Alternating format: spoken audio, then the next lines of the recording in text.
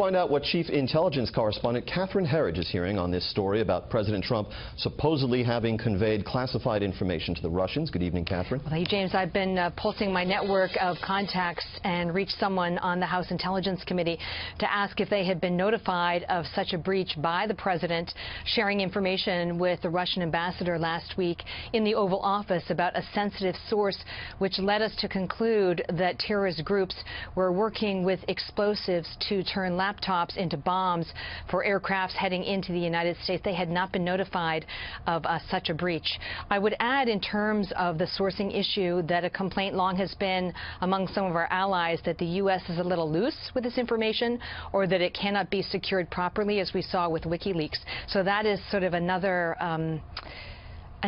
element that I think further inflames some of the issues surrounding this reporting.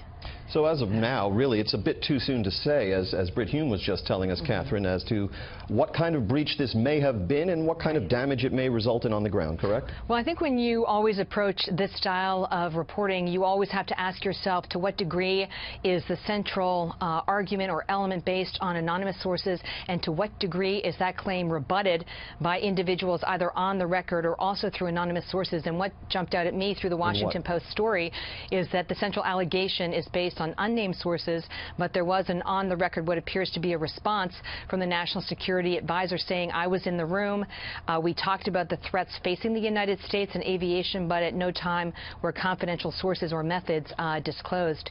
So I think the viewers have to balance really the quality of the information and the sourcing as well in this case. I would add that John Roberts makes a very good point, which is that the president is the ultimate arbiter over whether information is declassified, and it's always sort of an art rather than a science as to when the release of information actually impacts the method of collection and the sourcing. So what may seem like a grave breach to one individual would not necessarily cross that threshold with another, and that is the nature of intelligence itself, James. And Catherine, very quickly, just to follow the logical thread of this article, if it's to be accepted on face value, if the Russians learned of a potential intelligence stream for the United States somewhere in the Middle East concerning the theater where we're fighting ISIS, what would they do about that necessarily? Well, I think you can look at this in two ways. One is that if Russia really is a partner in the fight against the Islamic State, then it's not clear to me how much of a breach it would be.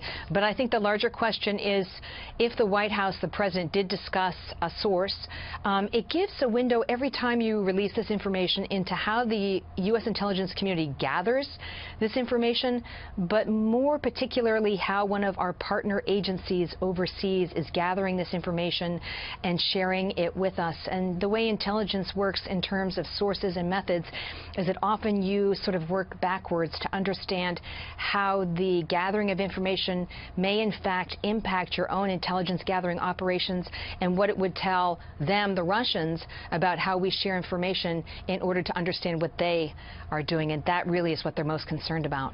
Our Chief Intelligence Correspondent, Catherine Herridge. Catherine, thank you so much.